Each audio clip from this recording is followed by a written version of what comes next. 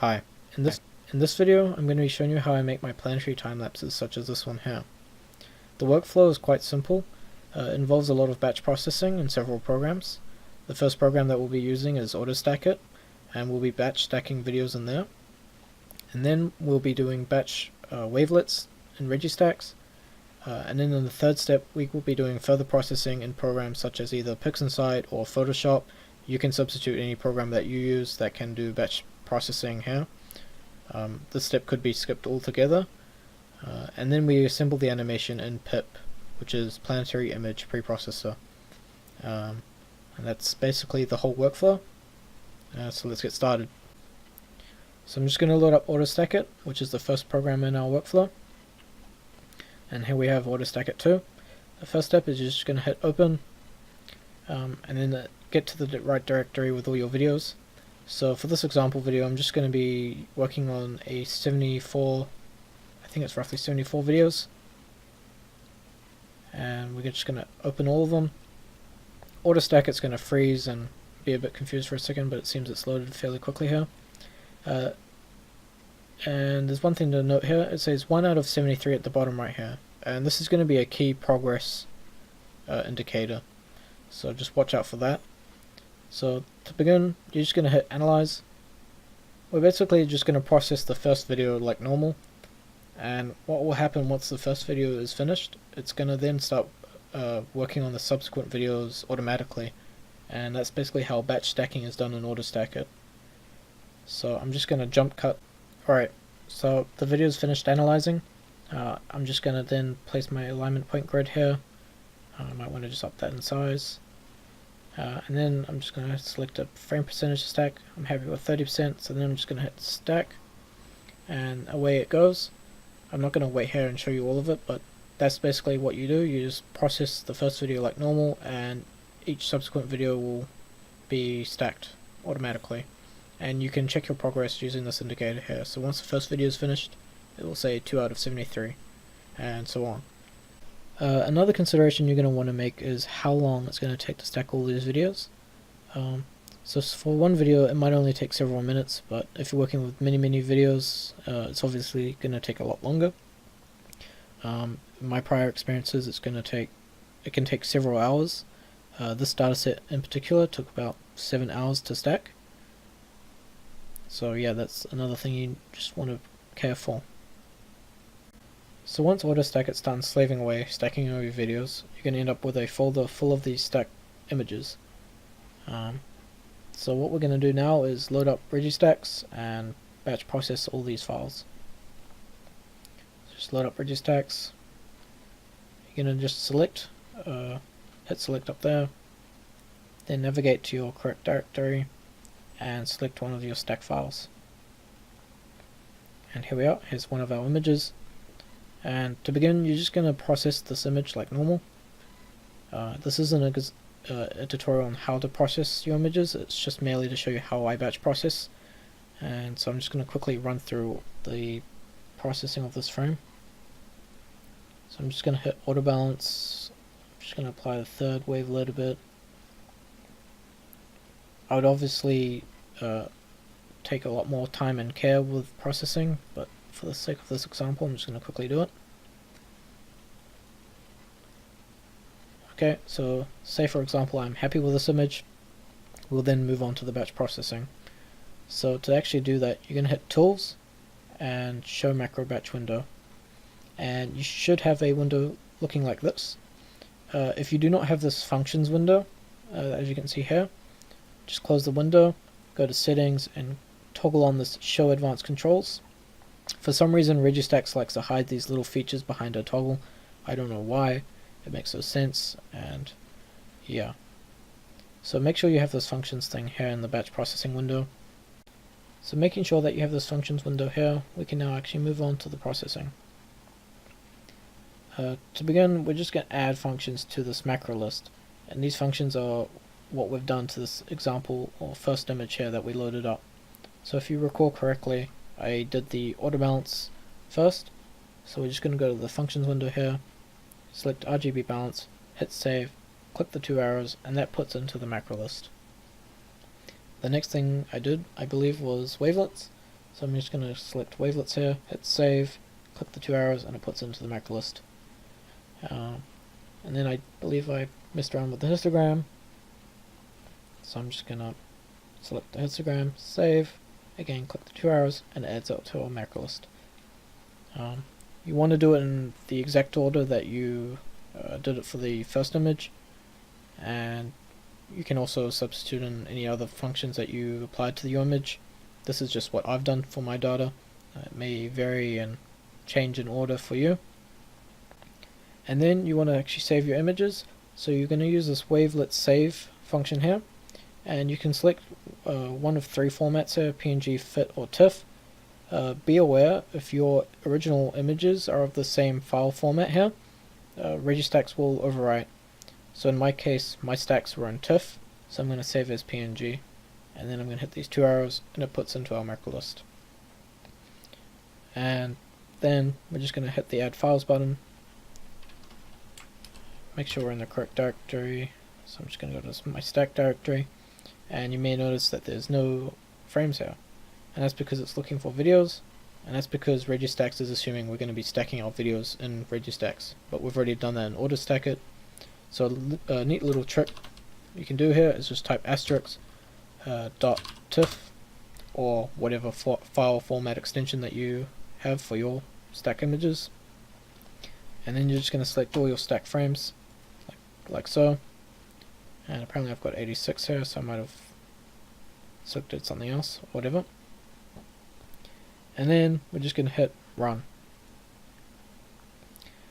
And if I just move the batch window over, you can see it go through each frame, process each step, and save it.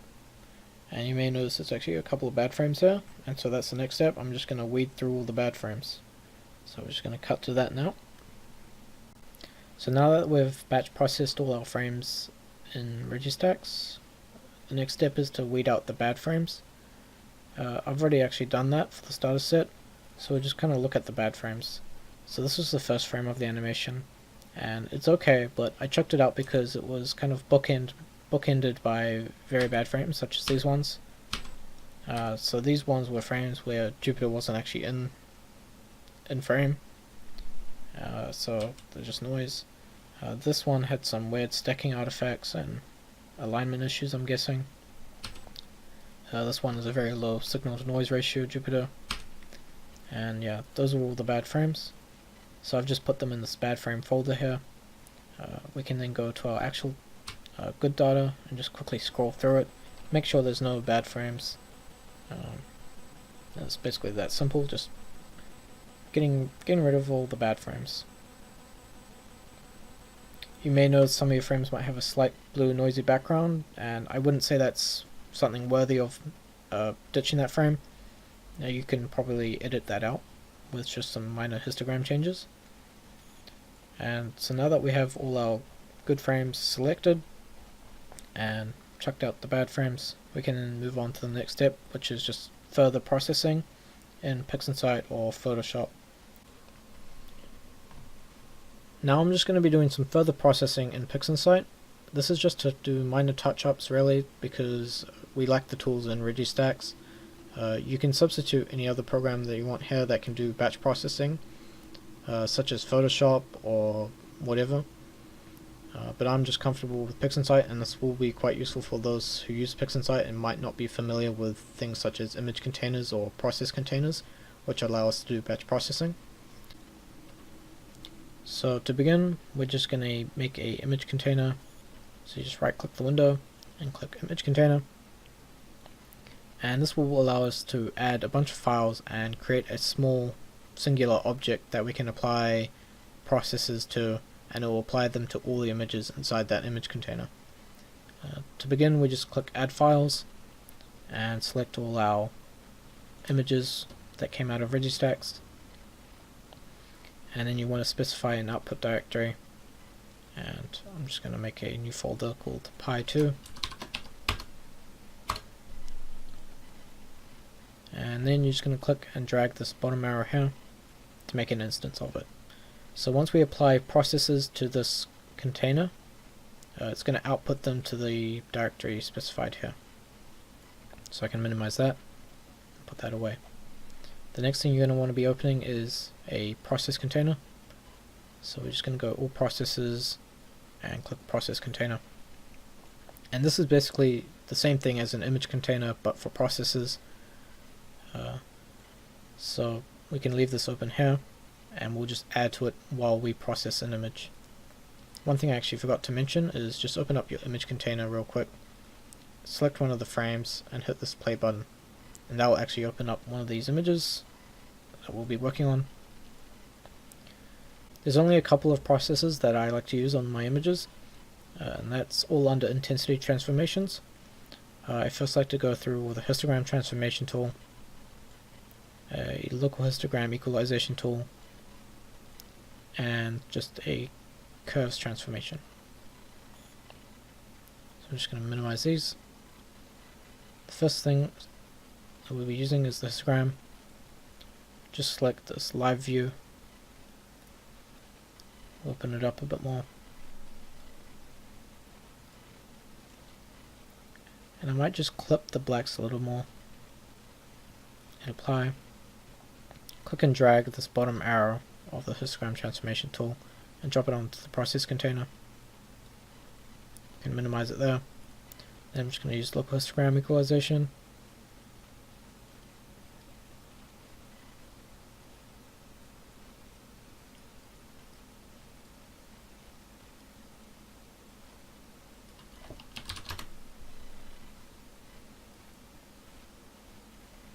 Let's say I'm happy with this. Again, I'm going through this quite fast, just rushing it. And then we go into curves. Hit the real-time preview. Might want to make a slight adjustment here. I want to make a saturation curve. We're going to hit apply. Click and drag it and drop it onto the process container. And then with the process container, you're just going to click and drag and drop this new instance on top of our image container. And that's just going to apply all the processes that we've just dropped into this process container into our image container. And I've already done this, so I'm just going to pause and abort. Alright. And so I've actually done this ahead of time. And so now we can just quickly run through our files and get a rough idea for what the animation is going to look like. And none of these images came out atrocious from PixelSite. And so now we're going to assemble our animation in pip.